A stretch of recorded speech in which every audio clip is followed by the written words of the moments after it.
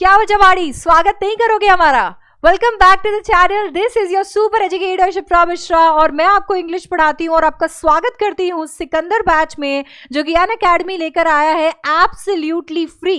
एकदम quality content आपको मिल रहा है इस चैनल पे एब्सोल्युटली फ्री। तो फटाफट से चैनल को कर दीजिए सब्सक्राइब। आज के इस वीडियो के अंदर आपको बताना चाहती हूं कि किस तरीके से अगर आप जीरो प्रेपरेशन पे हैं और 100 आउट ऑफ 100 स्कोर करना चाहते हैं तो किन 3 इजी स्टेप्स की मदद से आप 100 आउट ऑफ 100 स्कोर कर सकते हैं। जी हाँ, बिल्कुल, लैंग्वेज में भी 100 आउट ऑफ 100 स्कोर करना पॉसिबल है। 3 स्टेप्स जो आज मैं डिस्कस करूंगी, केवल उनको आपको ध्यान में रखना है। तो चलिए फिर फटाफट से इन 3 स्टेप्स को अनवेल करते हैं। तो सबसे पहले तो आपको बता देती हूं कि step number 1 has to be combination of one shot and NCERT. अगर अभी तक आपने बिल्कुल भी प्रेपरेशन नहीं की है तो मान के चलते हैं आपको तो इतना भी नहीं पता है कि कौन से चैप्टर में कौन कैरेक्टर है, चैप्टर में क्या हो रहा है क्या नहीं हो रहा। अब ऐसे में आपको दोनों चीजों की जरूरत पड़ेगी। एक हाथ पे आपको एनसीईआरटी भी एक बार आंखों से निकालनी चाहिए, मतलब एक्टिव रीडिंग करनी चाहिए, और दूसरे हाथ पे आपको चैप्टर का एक्सप्लेनेशन भी चाहिए होगा।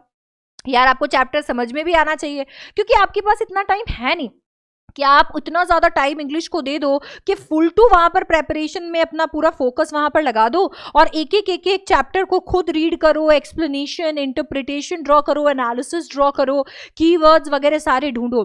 तो ऐसे में एक बहुत ही इंपॉर्टेंट चीज जो आप कर सकते हो, बहुत ही स्ट्रेटेजिकली जो आप पढ़ाई कर सकते हो, वो ये है कि आप ना वन शॉट खोल लीजिए। अब आपने वन शॉट खोल लिया, फॉर एग्जाम्पल आपने मेरा द लास्ट लेसन का वन शॉट खोल लिया। अब आपने यहाँ पर वन शॉट खोल लिया और उसी के साथ में आप एनसीईआरटी खोल लीजिए। दैट मीन्स जहां पर मैं आपको लास्ट लेसन पढ़ा रही हूँ, आपको पूरा का पूरा चैप्टर आपके साथ डिस्कस कर रही हूँ, वहीं पे आपने एनसीईआरटी भी अपने लास्ट लेसन की खुली हुई है। यार, अब जब आपके पास में एनसीईआरटी खुली हुई है, अब आपको मेरे को सुनना है और एनसीईआरटी को रीड करना है। इससे आपका कॉन्सेंट्रेशन हो जाएगा 2x, इसके साथ में आपकी प्रोडक्टिविटी हो जाएगी 2x और टाइम लगेगा कम। अब यार, जब भी मैं आपको एनसीईआरटी पढ़ाती हूं, जब भी मैं किसी वन शॉट को डिस्कस करती हूं, मैं कहती हूं मैं समरी दे रही हूं, मैं देती समराई हूं। मतलब कभी भी मैंने कभी भी ऐसा हो गया कि वन शॉट दिया है तो उसके अंदर हर एक चीज जो है एकदम आराम से कवर की है। तो जब आप मेरे साथ में इधर वन शॉट कर रहे होगे, आपकी एनसीईआरटी खुली हुई होगी, हम ऑथर के बारे में डिस्कस करेंगे, तुम ऑथर को मार्क कर लेना। हम कीवर्ड्स के बारे में डिस्कस करेंगे, तुम कीवर्ड्स मार्क कर लेना, की फ्रेजेस मार्क कर लेना। मैं तुम्हें बताऊंगी यार ये थीम है, थीम से जुड़ी हुई बातें मार्क कर लेना। नए कैरेक्टर्स दिखते हैं, कैरेक्टर्स का कोई रोल दिखता है, मार्क कर लेना। आपको चेंज ऑफ इवेंट्स दिखता है कि स्टोरी यहां से शुरू हुई थी, पता नहीं कहां चली गई, मार्क कर लेना। अब इससे फायदा क्या होगा कि वन शॉट की मदद से तुम्हें इंटरप्रिटेशन सारे समझ में आ गए, एक्सप्लेनेशन तुम्हें सारा मिल गया, एनसीईआरटी तुमने खोली हुई है, तो वहां पर जितना भी जो भी तुम्हें हाईलाइट करना था, जो भी तुम्हें अपने आंसर्स में लिखना है, जो भी तुम्हारे को काम आएगा लास्ट में रिवीजन करने के, खुद के सेल्फ स्टडी करने के, वो सब कुछ तुम्हारा मार्क्ड है। फायदा ये भी हो गया कि एनसीईआरटी की एक्टिव रीडिंग हो गई तो सब कुछ यहां पर छप गया है सबकॉन्शियसली, सब कुछ काम आने वाला है, रिवीजन में सारी चीजें एकदम काम आ जाने वाली हैं। तो यहां से आप एकदम शुरुआत कर सकते हो। इसमें आपका टाइम जो है वो बचेगा। आपको एनसीईआरटी खोल के 15-20 बार उसको रीड करके समझने की बजाय आप एनसीईआरटी आराम से खोल सकते हो। टीचर्स के वन शॉट खोल लीजिए, साइड बाय साइड उसको चलाते रहिए। इससे क्या होगा, आराम से आपका एक्सप्लेनेशन भी हो गया और आपने लगे हाथ अपनी एनसीईआरटी भी कर ली।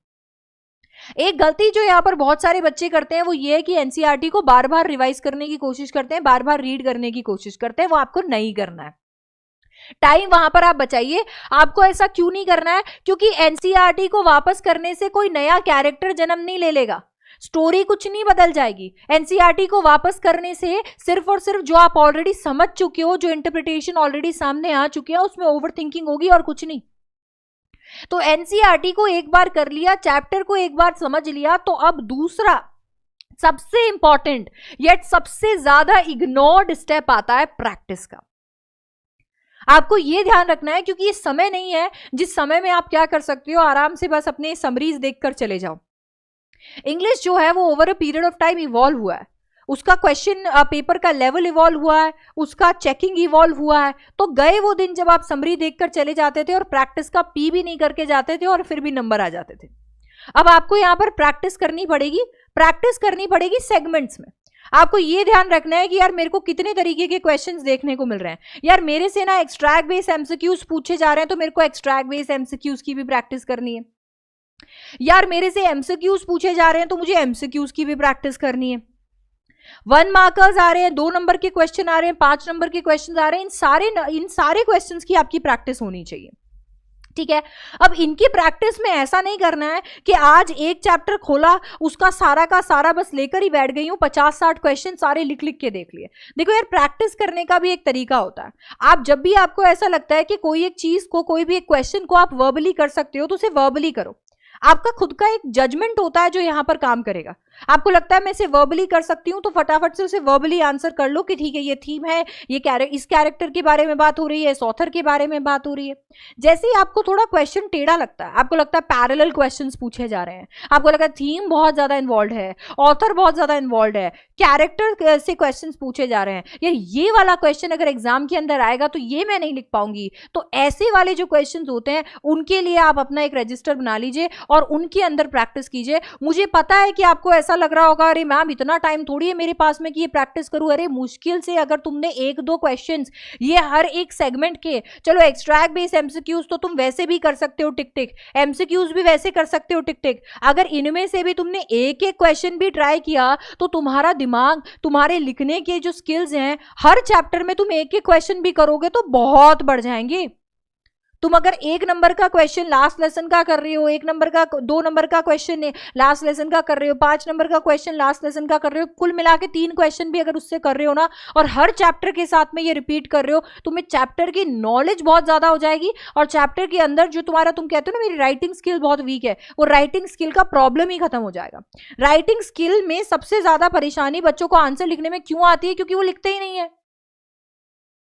आप देख लेंगे, जैसे आप लोगों के अंदर भी, आप सब भी ये सोच रहे होंगे, और हम बिल्कुल इस प्रॉब्लम को एड्रेस करेंगे, बिल्कुल चिंता मत करना। आप हिस्सा बन चुके हो सिकंदर बैच का। अगर आप सिकंदर बैच का हिस्सा हो तो आपको कोई टेंशन लेने की जरूरत नहीं है। बट देखो, सबसे बड़ी प्रॉब्लम ये आती है, मैम मेरे को आंसर लिखना नहीं आता। तुमने कितने आंसर लिखे? तुमने कितने आंसर ट्राई किए? अरे तुमने एक बार प्री बोर्ड में आंसर लिखा, उसमें तुम्हारे नंबर कट गए, तो वो कैसे जस्टिफाई हो रहा है कि तुम्हें आंसर लिखना नहीं आता? यार तुम्हारी प्रेपरेशन उस वक्त क्या थी, है ना? तो हम लोग यहाँ पर क्या कोशिश करेंगे कि हम हर एक सेगमेंट की प्रैक्टिस भी करने की कोशिश करें। हर तरीके के जो मार्क्स के जो क्वेश्चंस आते हैं, उन सारे मार्क्स के क्वेश्चंस को भी हम ट्राई करें, क्योंकि सबकी वर्ड लिमिट अलग है, सब में पूछे जाने वाले तरीके के क्वेश्चंस अलग है। तो एक बार जरूर इनको कवर करना है। ये है आपका स्टेप नंबर 2। तो एक बार अगर मैंने चैप्टर एकदम आराम से पढ़ लिया, अब मेरे पास में कुछ क्वेश्चंस आ गए, उन क्वेश्चंस में से बाकी क्वेश्चंस मैंने वर्बली किए, कुछ क्वेश्चन लिखकर देख लिए, कुछ क्वेश्चंस के सिर्फ की पॉइंट्स लिख लिए, कुछ क्वेश्चंस को एक्चुअली पूरा फ्रेम करके देख लिया, तो अब मेरा लिखने वाला प्रॉब्लम भी बहुत हद तक हो गया है सॉल्व। दिक्कत अब कहां पे आती है? जो सबसे बड़ी प्रॉब्लम है इंग्लिश के अंदर, तुम सब कर जाओगे, तुम्हें हर वो क्वेश्चन दिखेगा जो मैं कराऊंगी। जब तुम पेपर खोलोगे तुम्हें दिखेगा, अरे यार ये क्या, ये वाला क्वेश्चन भी आता है, ये भी आता है, सब आएगा। बट दिक्कत यही तो है कि ज्यादा आएगा तुम्हें। अगर तुम्हें ज्यादा आएगा तो तुम्हारे पास टाइम नहीं रहेगा ना। सबसे बड़ा प्रॉब्लम इंग्लिश के अंदर होता है टाइम मैनेजमेंट। मैम मेरा टाइम मैनेज नहीं होता है, मैम मेरा पेपर छूट जाता है। अब ये पेपर नहीं छूटे, इसके लिए बहुत ही आसान सा, बहुत ही प्यारा सा स्टेप है सैंपल पेपर सॉल्व करने का। मैम ये किताब ले लूं, ये कर लूं, वो कर लूं, कुछ नहीं करना। तुम्हें कोई किताबें कुछ भी लेने की जरूरत नहीं है, सैंपल पेपर उठा सकते हैं। और सबसे इंपॉर्टेंट बात इसमें जो हम कर सकते हैं वो है क्वेश्चन बैंक। वो भी सैंपल पेपर का काम करेगी, क्योंकि वही तो है सीबीएसई। भाई जो सीबीएसई के सैंपल क्वेश्चन होते हैं उन्हीं को तो हम सैंपल पेपर कहते हैं। तो बिल्कुल सैंपल पेपर और क्वेश्चन बैंक तो इसका भी हो जाएगा। 2021 के अंदर आपको 4 पेपर मिल जाएंगे। टर्म 1 का सैंपल पेपर, ठीक है, और टर्म 1 का क्वेश्चन पेपर, टर्म 2 का सैंपल पेपर और इसका क्वेश्चन पेपर। तो ठीक है, आपको एक इधर मिल गया पेपर, इधर 4 मिल गए, 5 पेपर इधर हो गए। और 2022 की अगर हम बात करते हैं, और अगर 2022 की हम बात करते हैं, तो 2022 के अंदर आपको मिल जाएगा आपका सैंपल पेपर। अब यार ये सैंपल पेपर आपके लिए अभी ऑलरेडी इशू किया हुआ है, जिसमें 2023 के अंदर तो आप अभी पेपर देने ही वाले हो। तो आपके पास में 4 पेपर ये हो गए, एक पेपर ये हो गया, एक पेपर ये हो गया, 6 पेपर तो आपके पास में यही हो गए। ठीक है, तो ये 6 पेपर तो आपको यहां पर ही मिल जाएंगे, तो कोई दिक्कत ही नहीं है। अब यार ये 6 पेपर भी अगर आप कर लेते हो तो आपको अंदाजा लग जाएगा कि यार सीबीएसई क्वेश्चंस कैसे देता है। अगर आप इन क्वेश्चंस को भी अच्छे से कर लेते हो, इन पेपर्स को भी अच्छे से कर लेते हो, आपको अंदाजा लग जाएगा कि सीबीएसई ने पेपर कैसे देना है, और आप इजीली अच्छा स्कोर कर पाओगे। क्योंकि अब सीबीएसई का स्टैंडर्ड ये होगा दिक्कत क्या होती है, बहुत बार अगर आप सैंपल पेपर भी कर रहे होते हो, आपको ऐसा लगता है पता नहीं कितने प्रीवियस ईयर के क्वेश्चंस मेरे को करने की जरूरत है। उतना ज्यादा प्रीवियस जाने की जरूरत ही नहीं है, क्योंकि पेपर पैटर्न ही चेंज हो गया, पेपर पैटर्न चेंज हो गया। हाउएवर हम प्रीवियस ईयर क्वेश्चंस को हर तरीके से पूरा कोशिश करेंगे एकदम एग्जॉस्ट करने की, तो जितने भी रेलेवेंट क्वेश्चंस होंगे सब करने की कोशिश करेंगे, बट सबसे ज्यादा रेलेवेंट जो होंगे वो इन्हीं सालों में आए हुए क्वेश्चंस होंगे, चाहे वो सैंपल पेपर में हो, क्वेश्चन बैंक में हो, कहीं पर भी हो। तो यही आपका सैंपल पेपर और सीबीएसई की प्रैक्टिस आप इसे कह सकते हो कि यार एक तरीके से अभी तक आपने जो प्रैक्टिस कर ली वो कर ली, चलो कोई नहीं, ये सीबीएसई की प्रैक्टिस आप कह सकते हो जो आप यहां पर करने वाले हो कि ठीक है यार सीबीएसई जैसे क्वेश्चंस देता है मैंने वो ट्राई करना। ये हो गया तो आप आराम से अब अपना पेपर लिखने जा सकते हो, कोई दिक्कत नहीं है। ये 3 इजी स्टेप से आप इजीली अपने इंग्लिश को क्रैक कर सकते हो और 100 आउट ऑफ 100 लेकर आ सकते हो। अभी शुरू कर सकते हो, अभी शुरू कर सकते हो। वन शॉट्स पढ़ना है, साथ ही साथ में आपने एनसीईआरटी खोल लेनी है, ठीक है। प्रैक्टिस आपने करनी है, जो भी आपको क्वेश्चंस कराए जा रहे हैं डिफरेंट सेगमेंट के, उनकी आराम से आप प्रैक्टिस कर सकते हो। और ये जितने पेपर्स जो क्वेश्चंस मैंने बताए हैं इनकी प्रैक्टिस मेरे साथ कर सकते हो, और साथ ही साथ खुद भी प्रैक्टिस कर सकते हो। इजीली अवेलेबल है, आपको ऑनलाइन मिल जाएंगे, आपको हमारे टेलीग्राम चैनल्स पे मिल जाएंगे, ग्रुप्स में मिल जाएंगे इजीली। तो ये सारी की सारी चीजें जो है आपने कवर करनी है अगर आपको 100 आउट ऑफ 100 स्कोर करना है, और ये सब कुछ मैं आपको कराने वाली हूं सिकंदर बैच में। अगर आप ये सब कुछ कवर करना चाहते हो, अगर आप वन शॉट्स करना चाहते हो, आज मैम मैंने डिसाइड कर दिया इंग्लिश का फ्लेमिंगो का सारे चैप्टर्स खत्म कर दूंगी, बैठ जाओ मेरे साथ में, मैं फ्लेमिंगो के सारे वन शॉट्स करा रही हूं, खोल लो एनसीईआरटी, करना शुरू कर दो उनको। आज मैम मैंने डिसाइड कर लिया कि मैंने रीडिंग कॉम्प्रिहेंशन के पूरे क्वेश्चन जो है वो कंप्लीट कर देना है। अच्छा बाय द वे, जब मैं एमसीक्यूज यहाँ पर डिस्कस करती हूँ टाइप्स ऑफ क्वेश्चन में, तो मैं यहाँ रीडिंग कॉम्प्रिहेंशन भी डिस्कस करती हूँ।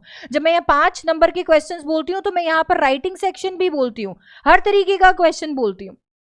तो ये प्रैक्टिस ओवरऑल होनी चाहिए, सिर्फ और सिर्फ लिटरेचर पे फोकस नहीं होना चाहिए। लिटरेचर पे फोकस करोगे तो केवल उतने ही नंबर आएंगे, फुल नंबर लिटरेचर में भी आ गए तो क्या होगा, 20 नंबर का राइटिंग सेक्शन, 20 नंबर का रीडिंग सेक्शन, 16 नंबर का राइटिंग सेक्शन अभी बचा हुआ है ना।